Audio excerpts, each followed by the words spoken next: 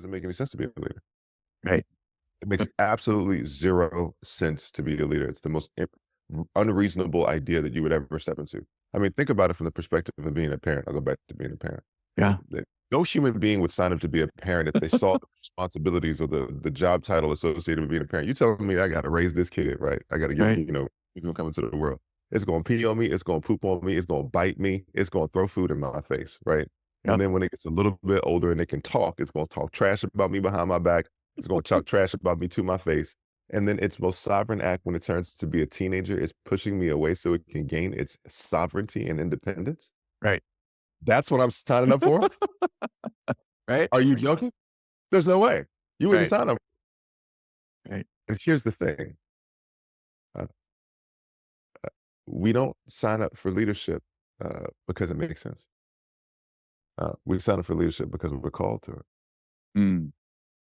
Mm. And the calling to it is the sense. Yeah. The calling to it is it because Yeah. I wasn't called. I didn't sign up to be a father because it made sense. I'm a father because I was called to be a father. Right. I'm a leader because I was called to be a leader. Right. And and most individuals, it will never make sense, but it's not supposed to quote unquote make sense.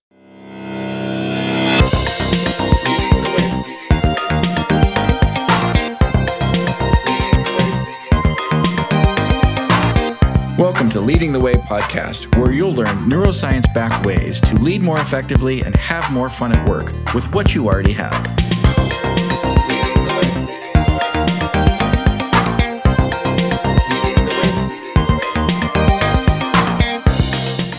Hey there, it's Chris from Leading the Way, and I am absolutely delighted to have a phenomenal, stellar guest with me today, Sanyika, the Firestarter Street. Sanyika, welcome to Leading the Way. So glad to have you with us. It's a pleasure to be here, Chris. It's absolute pleasure, and audience, you're in for a treat, as my Southern mom would say in her drawl, which I don't do so well, but no, this is a powerful, amazing conversation. I had the honor of meeting Sanyika at a retreat I was at and got to see him in action. And he's an incredibly powerful force. And let me tell you a little bit about him. So, of course, he's a husband, a father, a leader. He's the CEO and founder of the All-In Man, which is a personal development company for high achieving married businessmen. He's a former D1 Division I college athlete, highly sought after international speaker, and the host of a TV show that reaches 75 million people across the globe. And even with all those accolades, he's also aware of what it's like, as he says when you pick yourself up from a rock bottom sandwich. So he's been there, he's been through it. Sanyika, again, thank you so much for being on Leading the Way. Want to jump right in. I know been following you on Facebook and connecting the last few weeks as we've been planning this, that you've just completed a 21-day, I'm calling it rejuvenate fast. You might have better words for it. Can you tell us about that experience and how that's shaped how you thought about leadership? Yeah, for sure. I can definitely give you some insights. The official ending number is 22. Nice. 22 days with no food. And my wife and I stepped into a process called the Master Cleanse. And, I stepped into the process, as many people may be aware of it, as like this, as a diet or fast or whatever it is. I don't do diets. I don't do fasts. 92% of diets don't work. Mm. And one of the reasons why they don't work is because people don't enter diets in their leadership. They enter their diets with their impulses, for sure. An impulsive or maniacal obsession with achieving a result Mm. that is that is almost completely based in the approval of others, which is weight loss. Mm. So when they enter into a weight loss process, then it becomes this maniacal obsession with the scale, with the way it looks, because the subconscious belief is like, losing this weight is what validates me. Mm. So I entered the process with validation, and the validation that I was like, is this is a leadership level up. That's what I called it, a leadership level up. It was a leadership level up because It was me confronting the deepest, darkest demons that exist in my attachments and my relationships. And one of the most powerful relationships that we have well, as people is our relationship with designer food. Mm. Most people go out and they get a Mercedes or they get like some Gucci slippers or something like that, but most people don't realize that you're also eating Gucci food, you know. Mm. And that relationship with designer food is one of the most toxic relationships that we have, and it is also um, representative of many of the other relationships that we have. Toxic relationship with time, toxic relationship with others, right? A toxic relationship with the way that we see ourselves. So it was a leadership level up to the highest degree, and finishing it was make no mistake about it, dude. I just climbed Mount Everest. Yeah, absolutely. I just climbed Absolutely. a personal Mount Everest, and one of the byproducts of climbing Mount Everest is losing weight. But trust me, people don't climb Mount Everest to lose weight. They climb Mount Everest to summit the mountain. So I Right. summited the mountain, and I'm grateful for it. That's very powerful. And I can only imagine the experience of that, right? Those big experiences we carry with us, right? They can't be erased. Sometimes our minds will play games on us and, oh, you're not really that. And you've got this experience of you've done this 22 day, sorry, uh, thing. You've climbed your Everest, and that's there with you as a beacon, right? It's a rock. Um, I know you just came out of that, but is it that way for you, or your experiences like that, things you're able to carry forward as part of who you are? Does it attach like that? Yeah, for sure. It definitely attaches like that. It's a mother doesn't forget like the birthing of their child. Mm, Mother doesn't, you don't forget it. right. You may not necessarily remember all the specific details, but the moment is imprinted in your, not only in your memory, but also in your nervous system. It's imprinted to the depths where it probably could be extracted from your DNA. And for me, um, somebody asked me, I said, do you remember the moment where you became the person that you are right now? And I said, I don't really know if I remember the moment where I became it, but for sure, I remember the moments where I was stretched. Mm, I said, if I sit down in a room and we have a conversation, I could extract every single moment in my life where I was stretched because it's imprinted in you. And this was a stretch. And you don't get stretched. Here's the thing about this, Chris, is that you get initiated into leadership, and an initiation is a stretch, right?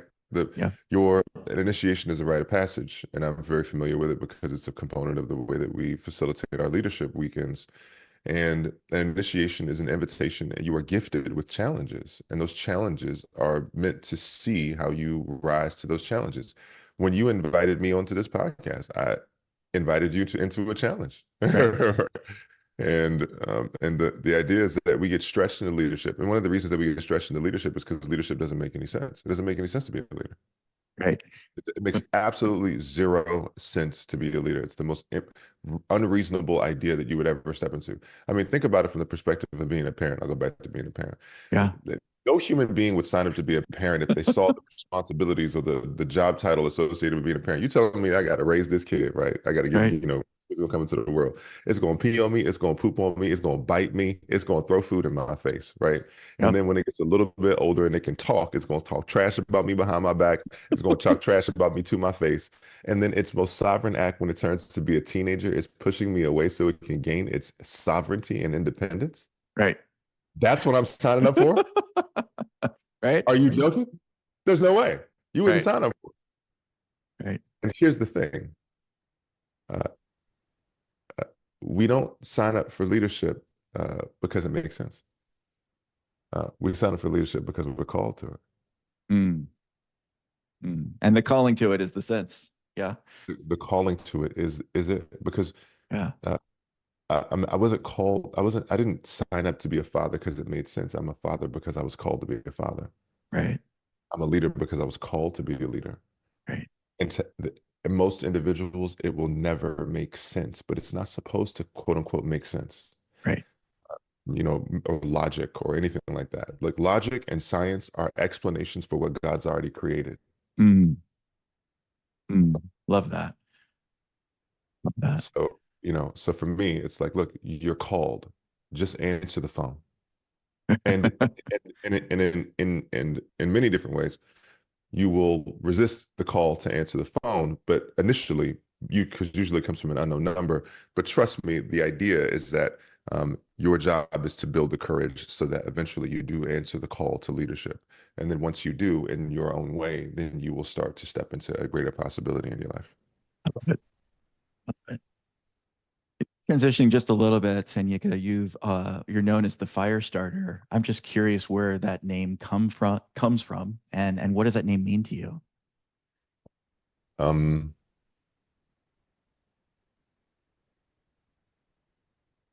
it means a lot to me. It means a lot to me. And it actually comes from a mentor. A mentor of mine, I did a keynote talk for this entrepreneurs community I'm a part of called Metal in LA, Media, Entertainment, Technology, Artists, and Leadership. Some of the most profound entrepreneurs in the world that I stumbled upon in that group 10 years ago when I Mm, was broke and broken. And I did a talk in that group, and then the guy who's now the CEO of the community, but then he was a member, and he said, man, he's like, you're great. He said, I think with my help, I can get you from great to excellent and then excellent to transcendent. I was like, well, sign me up. nice. And so we hopped on a Zoom call, one of my first coaching sessions.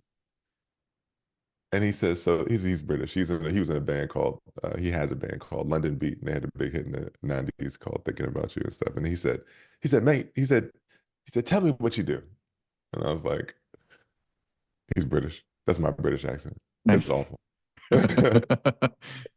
All of my accents like vaguely sound like Arnold Schwarzenegger. I'm not an accent guy. So he says, tell me what you do. And I said, oh yeah, I'm a coach and I'm a storyteller and I'm a speaker. And he's like, no, no, no, no, no. He's like, those are modalities. Mm, He said, tell me what you do. And I'm like, dude, I don't know what you're talking about. I have no idea what you just asked me. So I'm just silent. I'm like, I don't know.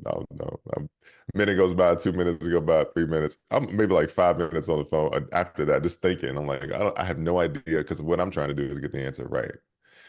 And I'm thinking to myself, I don't know. And then I just mumbled out something. I said, I think I start fires in people.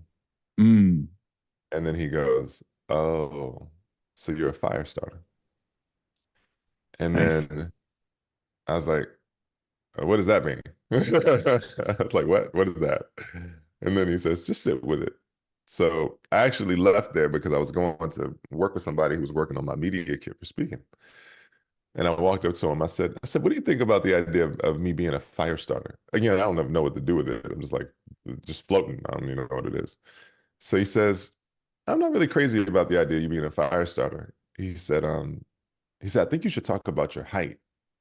You know, Hmm, he said, I think you should talk because you don't ever tell people about your height or talk about your height. Um, you know, um, and so I was like, I thought about it, and I was actually on the phone with my mom on the way back, driving back from his place. And then I said, everybody can't be 6'8", you know. I said, but everybody can be a fire starter. mm, And so I settled on it then.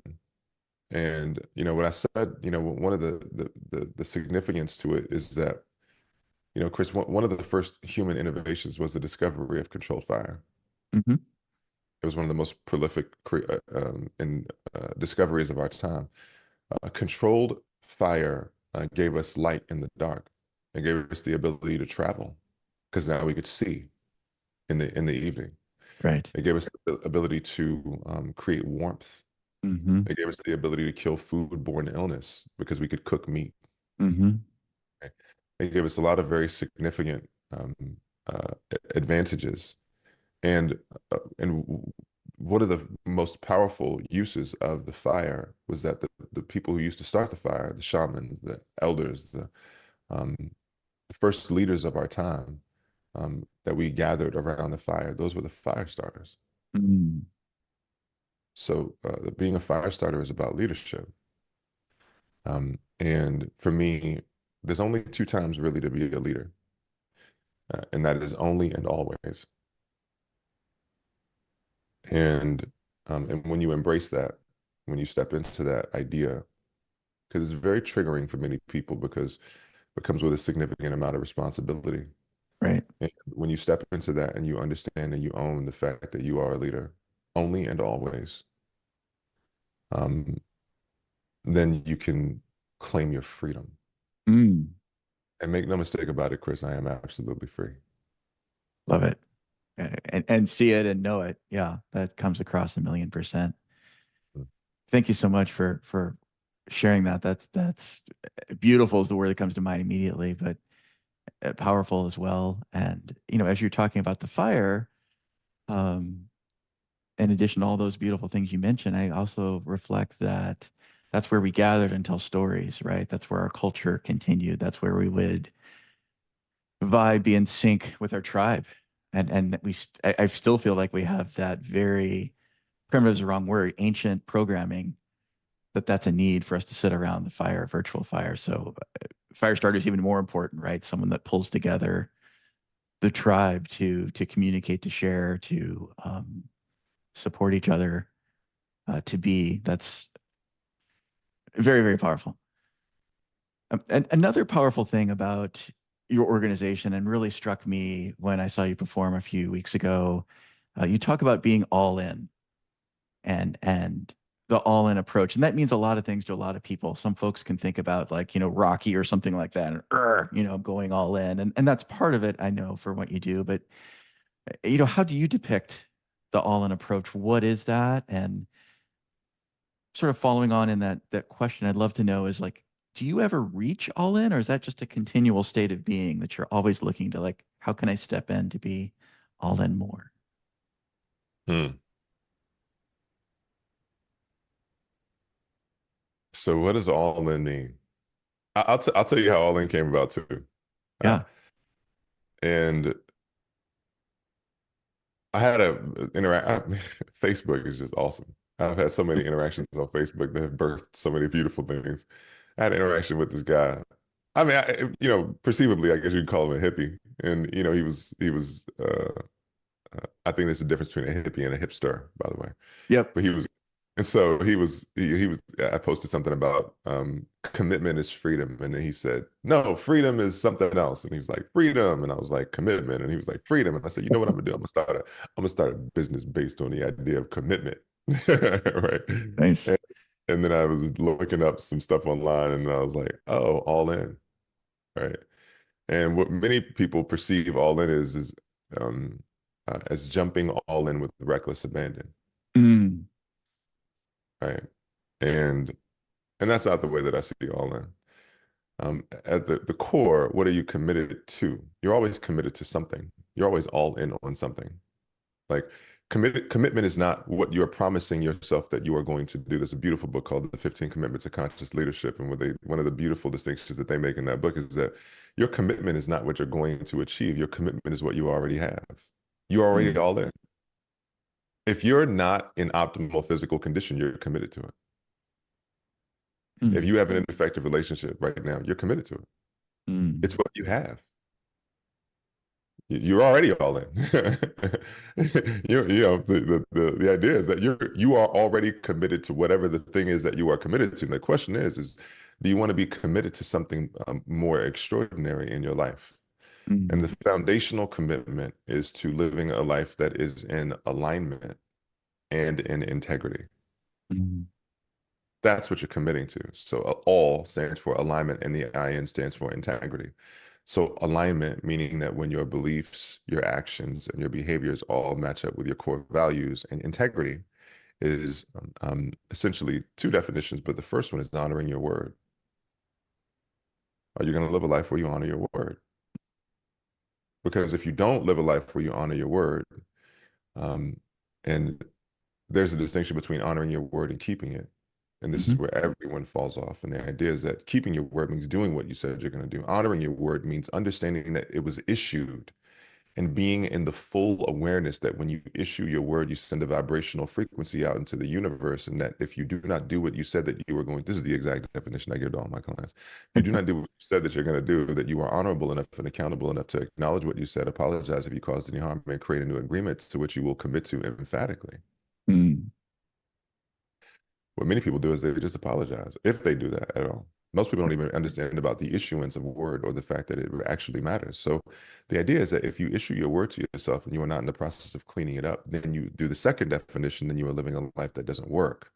So the other component of integrity is the structural integrity. It is the framework for a life. So if you have a foundation that is not in working condition, meaning that it does not have the structural integrity, then it doesn't work. If you have a car, here's the thing: got a car, needs four wheels, it only has two. It doesn't work. Right. Four legs. You only have one leg. It doesn't work. Right. Right? It doesn't work. Doesn't mean you're a bad person. Doesn't mean you're awful. It just means it doesn't work. So the idea is that do you want to bring your life back into working order? Do you want Mm. to bring your life into working condition? Do you want to be the one who's driving a mono wheel car, doing a wheelie on one wheel, driving down the street like you a lowrider in South LA? I don't necessarily know if that's the person that you want to be, Right. or feel like you want to live every day like it's a Dr. Dre video, but this is not the one, you know. So if you want to do the one wheel thing, go for it. You know what I'm saying? Good luck. Right. But you want to live a life that is really operating vibrationally at a high frequency, then it would be powerful to get your life into working order. And for me, getting my life into working order is, Chris, once you see what's possible in your life, this is for me from a leadership level up standpoint. I'm in the gym every day at 4:30. I was in the gym. I was not in the gym this morning, um, only because my wife is getting a procedure and we have the same fitness coach, and so we switched spots today. But um, but I train daily, and it's like I was telling this. I did an event Monday night, and I was telling people. I said, you know, when I first met my fitness coach, he told me he's like, I got a 12-week program. I was like, oh, you got a 12-week program? He said, yeah. He said, okay, so what we're gonna do? He said, we're gonna change up your nutrition. We'll work out in the gym. We'll be in the gym at 4:30 in the morning. We're gonna, in the gym at 4:30. We're gonna, That's a change shift. your nutrition. Well, yeah, it's all that stuff, right? So everything. We've been in this process for about a year and a quarter now, maybe a little over a year and a quarter. I was like, you gonna do all that stuff? I was like, I'm gonna do all that stuff, stepping in with you. He said, yeah. So we get into it about after a few weeks, and I said, oh, that's awesome. I said, 12 weeks. He said, yeah. I said, dude, I said, you're gonna need to sign me up for a year. Nice. He said, what? He said, a year. I said, yeah. I said, dude, I have 4.5 decades of programming. Yeah. I'm an athlete, yeah. It's in me, the warrior and stuff is in me, but I'm moving through lifetimes right now. I said, let me explain something to you. I'm not like everybody else. Everybody else is trying to figure out how to get out of a program. Mm. They're trying to get in and out in 12 weeks. Mm. I was like, I'm not getting out of a program. I'm getting into a new way of being. Yeah. I understand what it means to surrender to a process. And guess what? In this process, you are the leader. Mm. Let's go. So for me, I was like, no, there's no question about it. I'm here, you know? Nice. So Nice. so that the leadership level up also requires that I'm in the full awareness where I am the student, you know? Mm. So in every moment, the student and the teacher, that is my intention, that is my purpose, that is my path in life. And so I embrace it in every aspect. So powerful. And Sanyika, I love so many things you said, but one of the things that really stuck with me that I think a lot of folks step into, whether it's a weight loss diet, a program, it's, you said so well, it's to get in and get out. It's not to become, it's not to have that stick and become a leader and who you are and truly do that deeper work, not just showing up at the gym at 4:30 and working your tail off, but like all that stuff, all those demons that come up, all the noise that comes up, working through that and Yeah, step into who you are. I want to say this real quick. Yeah. Make no mistake about it. There are moments I can remember the few moments where I was in tears in the gym, Wow. for sure. Doing it messy, do it Yeah. messy, and for sure, I was in tears in the gym. But people don't want to look bad. Mm, They don't want to look messy. They don't want to do right. it messy. You know, I used to be the captain of I skip leg days anonymous. Like I was the CEO and chairman. I ain't never do a full leg. I've never. I can't even remember Yeah. walking in the gym with the intention of doing a full leg day. Now it's one of my best days. Nice. You know, I mean, I'm telling you, it's this is real stuff. And so the thing is that I'm when I told you I was free, Chris, I wasn't talking about because of the fact that I've achieved a certain level of success and any of that. I am free from your assignment of who I am. Mm, I'm free from your perception of who you think I need to be. mm. I'm free. That's freedom. It's huge. It absolutely is. And there's so much energy spent, I want to say normally, but maybe normally in Western culture on those two things you just said. Is what does someone think about me? And what do they think about who I am? All that uh, is so present. That's very powerful. Wow. Well, I want to transition a little bit if it's okay and have a little fun. Uh, we learned about All In, we learned about Firestarter. We know your ethos and how you live as an example and coach. Uh, Clients I work with are typically Gen X, Boomer age range leaders, and one of the things they struggle with a lot, and I hear a lot, is, "Hey, Gen Z, millennials, I don't get it," and I hear a bunch of noise.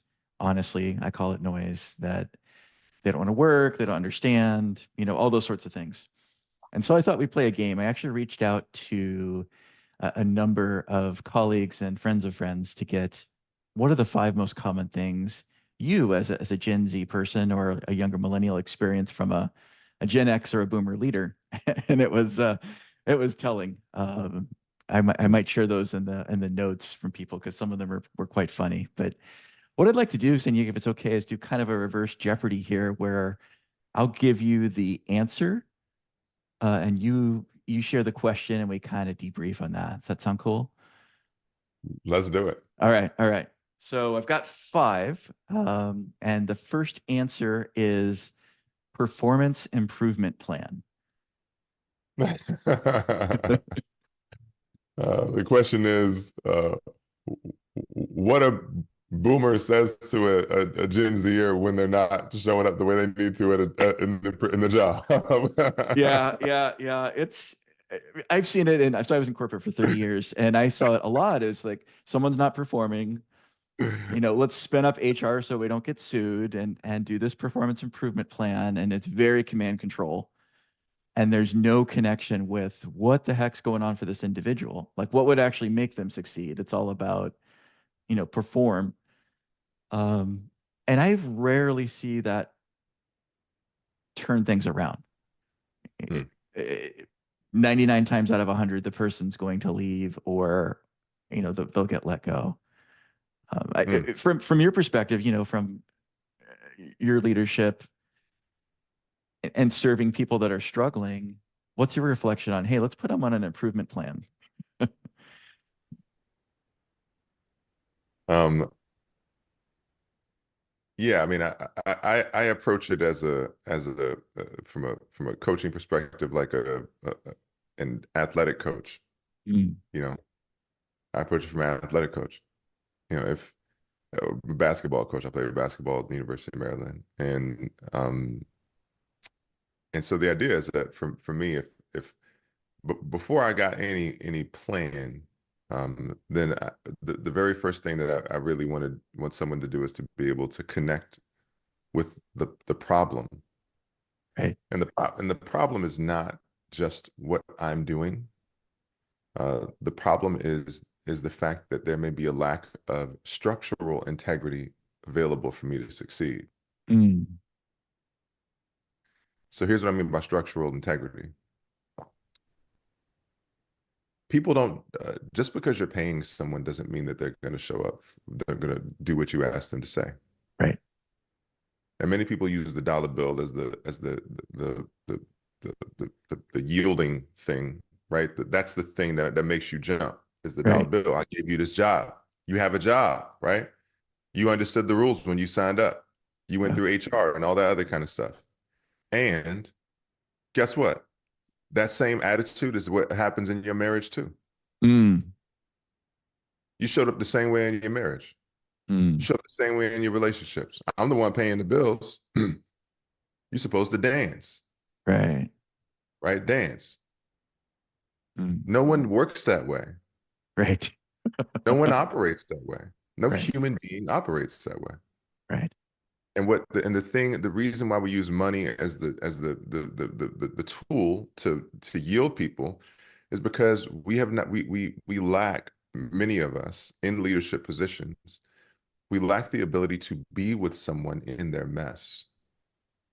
Nice. We lack the ability to be with someone, meaning the emotional awareness or the emotional acuity to be with someone when they're going through a challenging period of time, right? So my invitation is that it requires a certain level of uh, emotional presence, Mm-hmm. and I'm not asking you to kowtow or to bend over or to not be in your strength, but it definitely requires your intentional listening, your compassion, and um, and your awareness of how to invite someone into a powerful structure so that it works for both people, right? A good coach knows how to enroll somebody into the structure or into the environment or the frame, as we like to call it, in an effective way. And Yeah. many leaders need to develop that skill. And if you don't have that skill because people are leaving, then it's really important to understand how to develop a frame with the people that you work with. Love it. It's so powerful. Um, okay, if I add to that, just a little neuroscience Please, bend. yeah. Yeah, yeah. It aligns up 1,000,000%. So when people are struggling, very often they're in their brainstem, or maybe they're in their limbic system. But in the brainstem, we have an ancient program called fight, flight, freeze. That's it. It's not fight, flight, freeze, get over it, feel better, dance, perform. It's fight, flight, freeze. And when we're stuck, there's a hard chemical and electrical connection in our bodies where we're stuck. And more performance improvement plans is not going to get you unstuck. You know what you said about the frame, 1,000,000% empathy. There's 50 years of neuroscience that show that if I'm empathetic with, I'm going to pretend for a second you're struggling. I know you're not, but if I'm empathetic with you and I really truly get it and I'm with you and I validate, that makes sense that Sanyika, you're stuck with that.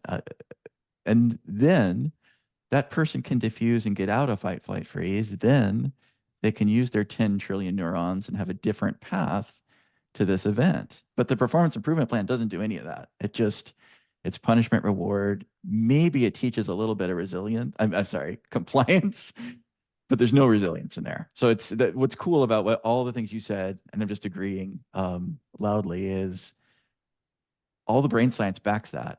You know, all the problem solving, high functioning stuff in our cerebral cortex, we can't get to if we're stuck in fight, flight, freeze. Yeah. And it's the leader's job, I think, to help folks that are stuck in that mess be with them, be empathetic with them, as you said so brilliantly, and set them up for a win instead of a loss. I think the performance improvement plan is like a losing plan. So That anyway, I, I want to add one context on yeah. this because this is a technique that I use for anyone that I work with, and I actually use it with my son. So the very first thing that I have is that everything exists from your core philosophy. Everything exists from your core philosophy. And as a family, we have a core philosophy that says that we are a family that changes the game, that makes a difference, and that helps as many people as we can. That's our core philosophy. Mm, My wife is an athlete. I'm an athlete, so we operate from an athletics perspective. I had a conversation with my 13-year-old, and I told him. And so one of the things that I do is I invite him into here. So here's the frame, right? So when I talk about a frame is a is a visual narrative that gives someone the ability to see to be able to see a concept from a higher perspective. Mm. So for him, he's an athlete too. He plays Pop Warner football. I said, so in essence, we're a team. So he understands team sports. And I sat him down one day and I said, and I didn't, you were talking about storytelling. And I said, look, man, I said, we've been talking about cleaning your room and about, getting things going. And I didn't hand him a performance plan yet. Yeah. Right. Yeah. And I don't even call it a performance plan. I said, look, here's the way, I said, you know who Jamarcus Russell is? He said, no. I said, well, no, here's the deal. I said, Jamarcus Russell was the number one pick for the Raiders, Yeah. quarterback, number one pick for the Raiders. And he came out of LSU or some Auburn or some Southern school, came out of there. He was supposed to be the next coming, got a Right. contract, $68 million or whatever like that. I had to pull it up in the middle of our conversation. I said, and here's what happened. I said, Jamarcus Russell, I said, his teammates started sniffing around and they were like, oh, he's lazy. Mm. He doesn't have a lot of work ethic. He's not stepping up into his leadership. He got the money and he took his foot off the gas. Mm. I said, now I don't think you're lazy. I see you work hard. I said, but I do think I do see you doubt yourself. And when you doubt yourself, you take your foot off the gas Mm. and you get caught up in your head. And I said, I'm going to explain something to you. I said, Jamarcus Russell took his foot off the gas and he made it about him. He made it about him and he exited from his leadership. He exited from that opportunity and he fizzled out. Mm. He didn't realize that his team needed him. Mm.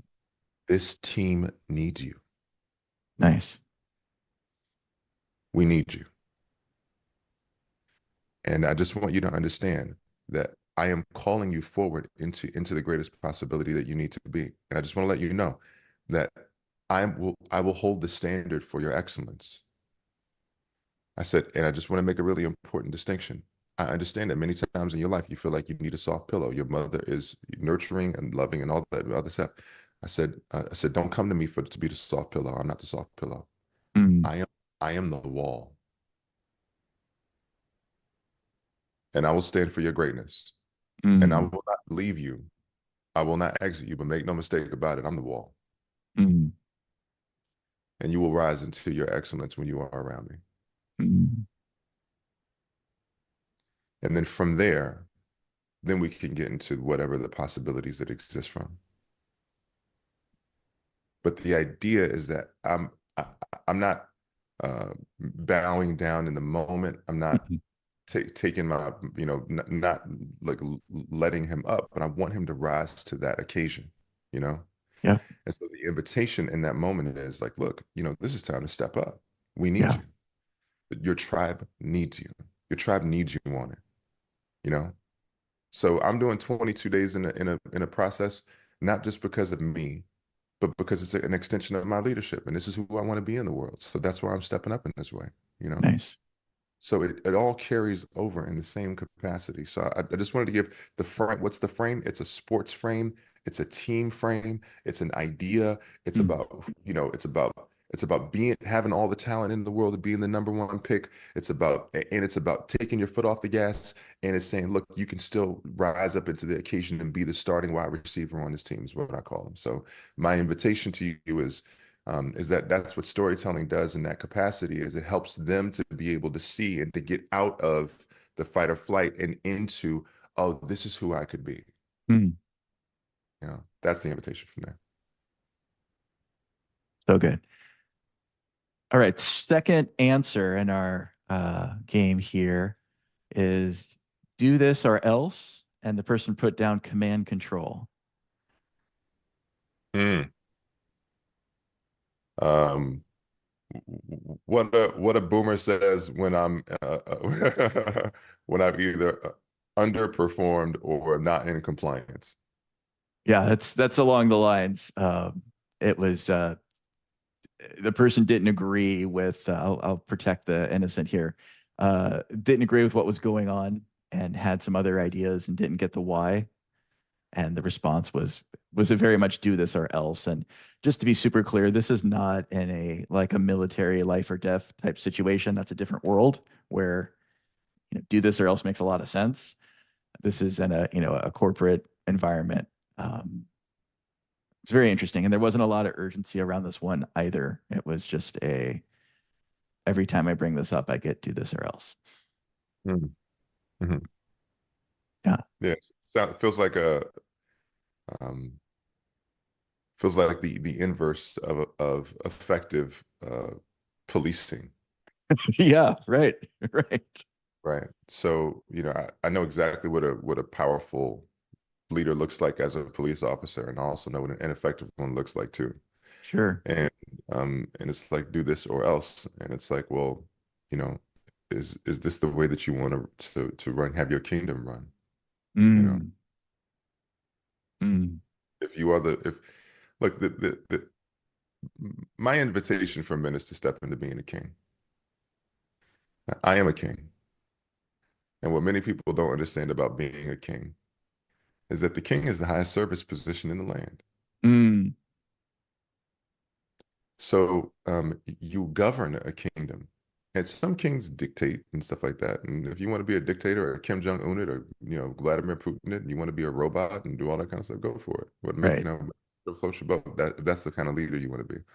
I don't believe in that, but I do believe in the idea of being a sovereign leader. And if you're going to be a protector of the land, then you have to be in the space where you are governing the way that people move, and the way that you move at the same rate. So you want to make sure that you are the king of the culture as well. So Yeah. the important component. We can go to the next one. Sure. Annual salary increases. Mm. Oh, this one's good. Well, to me, the way that I received this one is um, what my boss gives me to incentivize me or um, to inspire me to do a better job in the workplace or to motivate me. Yeah. That's 100% it. Quick story here. I was as a leader in a meeting where it's pretty common in corporations. You do an annual salary review and you pick who's going to get this percentage versus that. And usually those numbers are small. We're talking like 3.5 versus 3%. And I don't know if it was a mistake or not. I was brave and said, this is not what motivates my team. They're all paid well. They all enjoy what they do. And it's almost an insult that the 20 bucks, which is what it comes to, a paycheck, is a motivator, right? I mean, we're not talking at survival level, and this is you get to eat or not eat. This is highly paid individuals. At 20 bucks a month, a paycheck is kind of a slap in the face. But the leaders were hard set on, well, this is how we motivate. I'm like, no, right? These are folks already making a buck 50. They're doing okay. 20 bucks a month is not a thing. Yeah, it isn't. And so I remember seeing this stat that said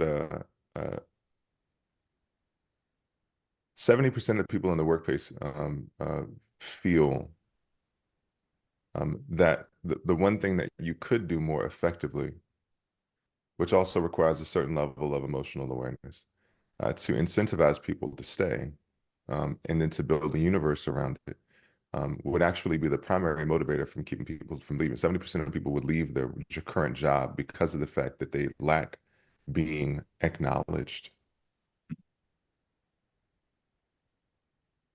Here's the really weird thing about the self-fulfilling prophecy.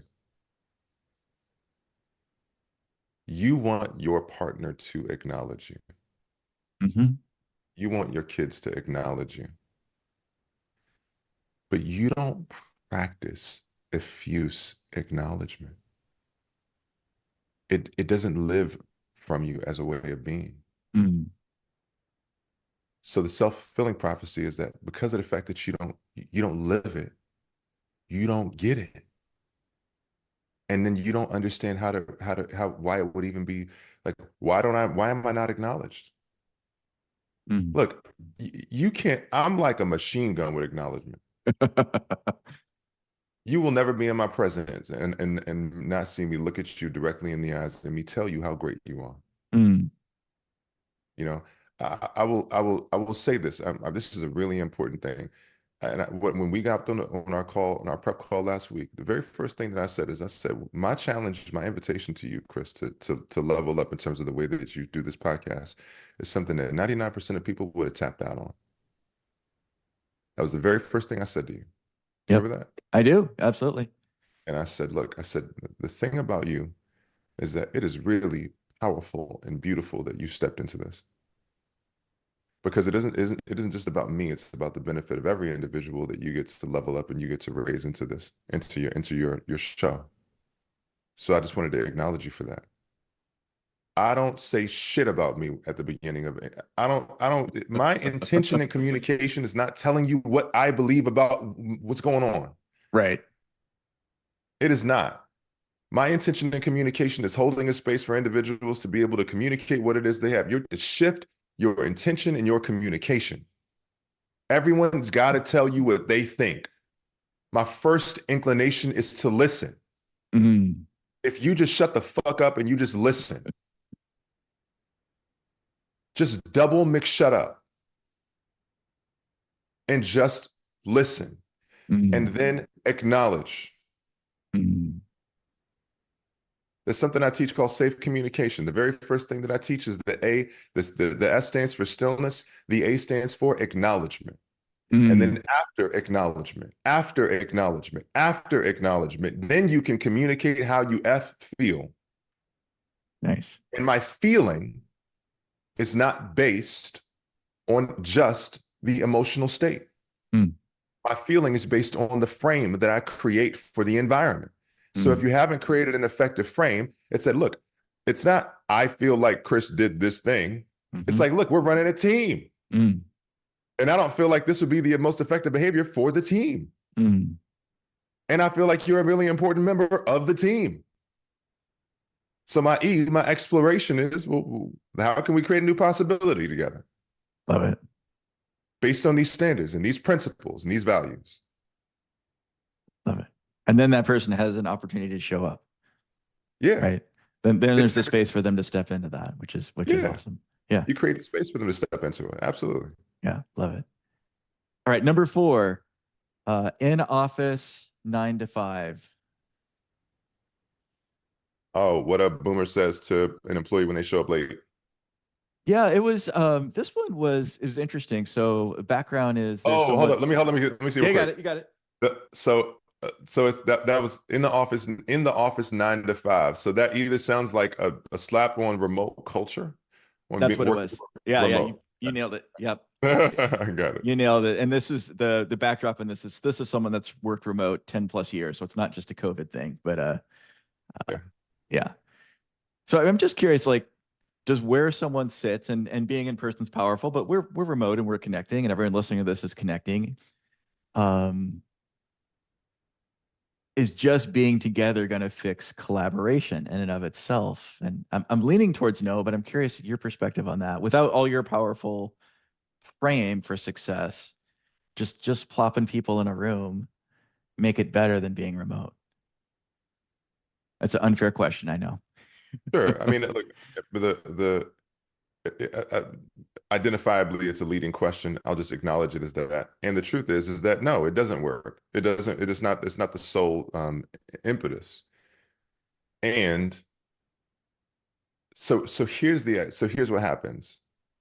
And then this becomes the thing. So there's this concept called the either or fallacy, Mm. right?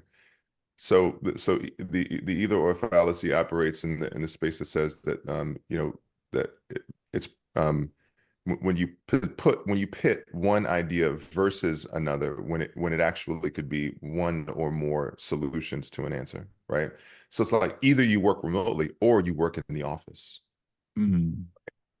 And that is not an effective identifier of what is going to be the most of what's going to create powerful culture. The first question is, do we have an effective culture? Do we have an effective culture? Does our culture work? Do we have a very really clear idea of what a really clear principled approach to the culture, Mm, right? Does the culture work, right? And and does it work for the people? What's happening in the context of the culture? And then mm. some people go, oh, okay, yeah, I can hear the moans and the grumbles of senior level leadership right now, thinking about this. They go, oh, well, no, now we got to do another cultural review and all this other kind of stuff. We got to figure out if the culture works. And I'm like, yeah, you do. Yes, you do. Because again, just because you're paying people doesn't mean that they're doing the job. That's what your husband is doing with you right now. Right. That's what your partner is doing with you right now. That's what you're doing with someone else right now. Is you're using money as the leash, Mm, and you're not allowing yourself to be seen as a human being. mm.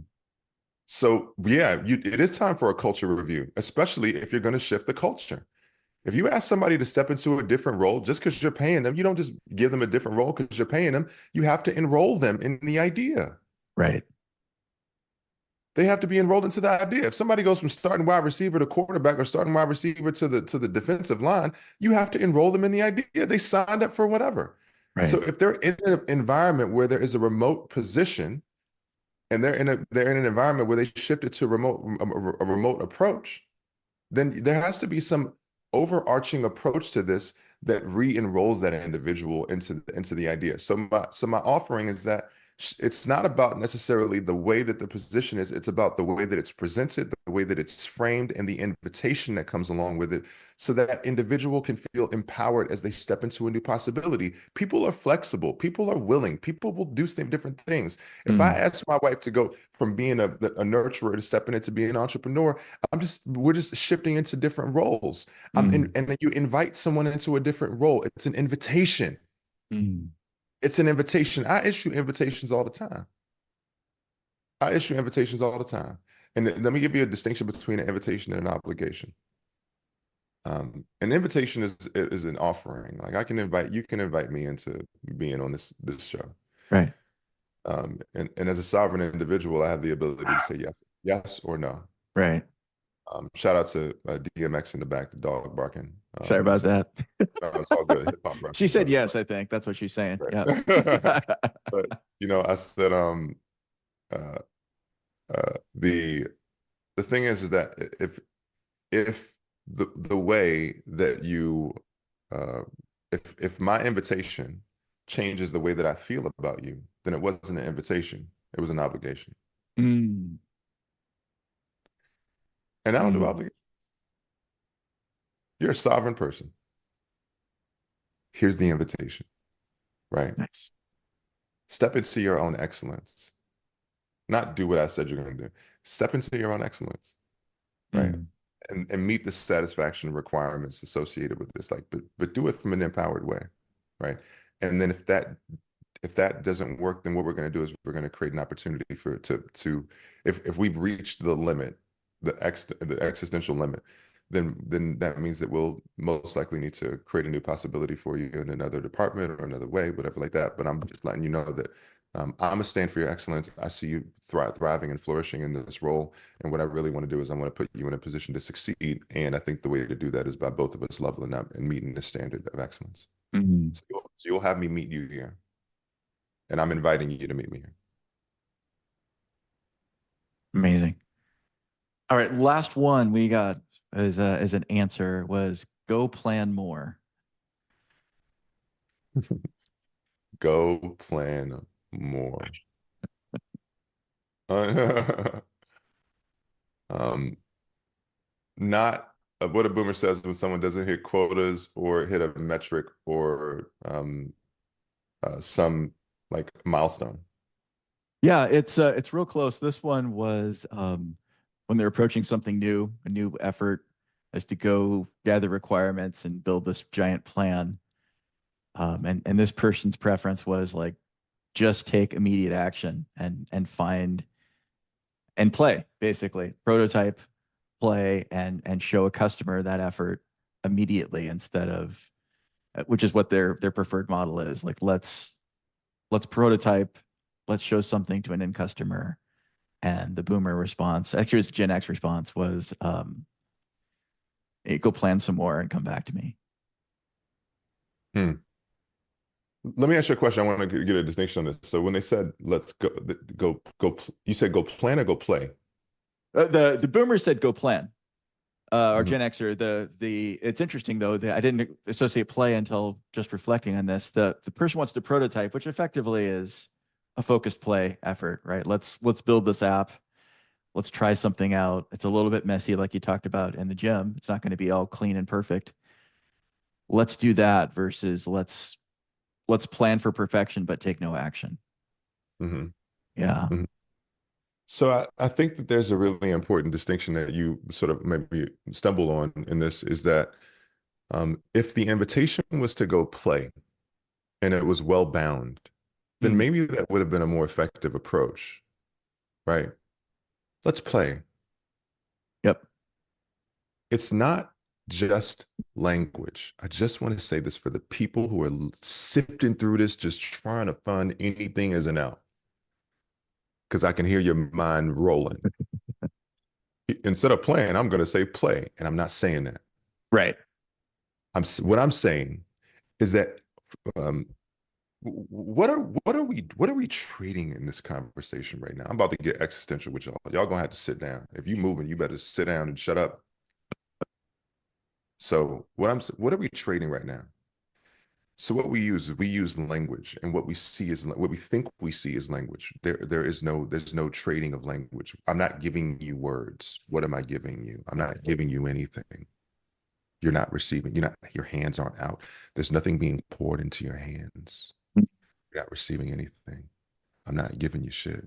What am I giving you? We're trading frequency. We're trading energy. It's just the language gives an energetic frequency and vibration and resonance. We're trading energy.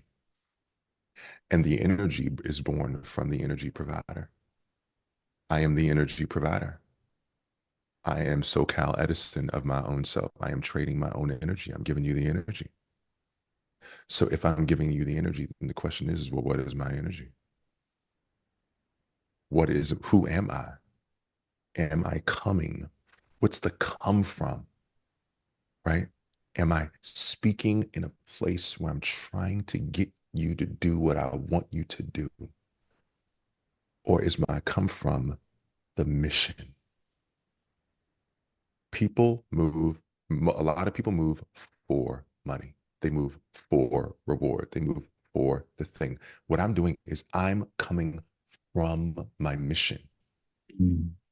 I don't just operate with the mission of the company, because what people do is they operate like infiltrators in an environment or in an ecosystem. They go, you know what?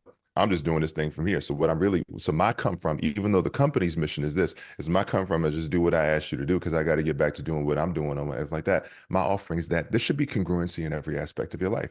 I'm the same dude everywhere. You will, there's no drop off. Yeah. When I go in the house, same dude. All right. So my offering to you is that your come from is what matters. The place Mm. that you come from. And you brought up this really powerful distinction between about love. And I said, I have a really powerful distinction on love, because you said come from love. I come from love everywhere that I go. Mm. I come from love everywhere that I go. And I was at church the other day, and the pastor was talking about, like forgiveness, and he was talking about coming from love. And I think a lot of people avoid the idea of coming from love because they see love as the idea of being passive. And he said, Mm. love, and he said this is the most beautiful distinction. He said, love also includes justice. Mm. Love includes justice. He said, I can come from love and I can come from forgiveness. He said, we was talking about Ali Raisman, the woman who was raped by Larry Nassar and the women's gymnastics. And she said, look, I forgive you. Mm. And as a member of society, she said, my sovereign right is to have it that you be punished for your actions. So I'm asking the municipality to exert justice, and that also comes from love. And so my invitation to you is that love is not a passive act; it's just a sovereign act. is that I come from love in everything that I do. I come from compassion. And my invitation is that as a result of that, that you come from love. And at the same time, love includes justice, Mhm. and it includes presence, and it includes your personal belief system and your personal operating system. You want to be a movement maker in your own environment. That's the idea. You want to create a movement, a coalescing of people. And this is only going to land for the 1% of people, because many people are going to be like, I just don't really care. Whatever. Just do what I Right. ask you to. My offer to you is for the one. This is really for the 1%ers. So the 1%ers that want to level up the game and want to step into being an effective leader in your environment and a leader of people, is that you master the soft skills in terms of how you show up in that way, and you master your energetic frequency and your come from, then you will be able to move whatever needs to be moved and make the difference that you have been sent here or called to do. Mm.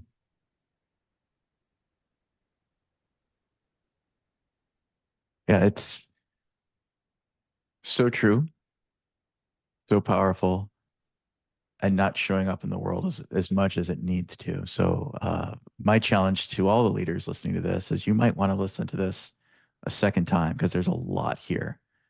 Sanyika, that just gems, lots and lots and lots of gems in this in our chat, and I'm incredibly thankful for it. I do want to make a slight transition here, and folks are going to be excited that 1% that want to do this more, want to do it better. How can they reach out and engage with you to make that happen? Mm,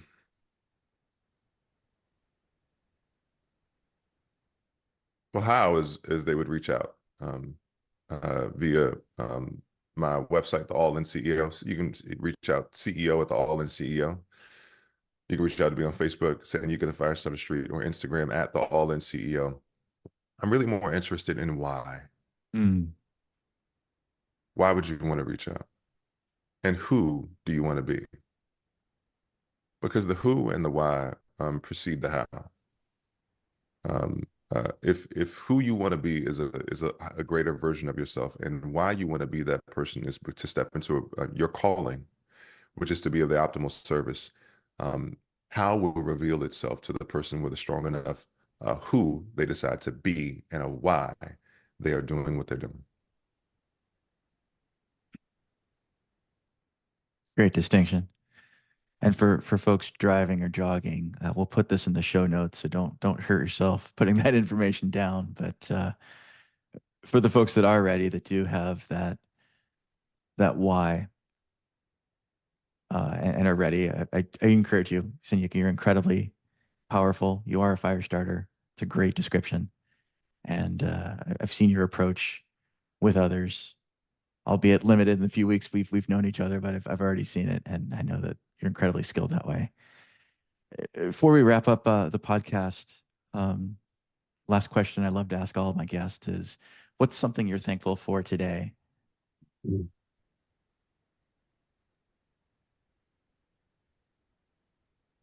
I am thankful for every trial that has been sent my way. I'm thankful for every single trial that I have stepped into. Um, I'm thankful for the trial. I'm thankful for the fact that, at least to the best of my degree of my own knowledge, that um, in recent years in my life, that I have not just uh, tried to exit a trial before the trial did what it was supposed to do for me. So I'm grateful for the trials and the and continuing in that process of leveling up the man that I decided to be. Sanyika, again, thank you so much for being on Leading the Way. Absolute delight to have you here. Listeners, especially the 1%ers, thanks for being here. I encourage you, most importantly, share this with a friend. I'm sure you know someone that could use a boost, could use the many gems that are in this discussion to help up their game. I think as leaders, we always need that support and help. And so I encourage you to share this with a friend and keep leading the way. Thank you, Chris. Thank you.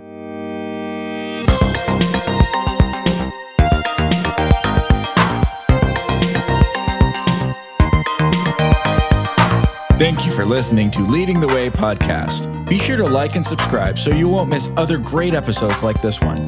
And if you're ready for more in your workplace, be sure to go to aintent.com. You'll find lots of free tools, assessments, and ways to engage directly with us to get your own epic results. We'll see you there.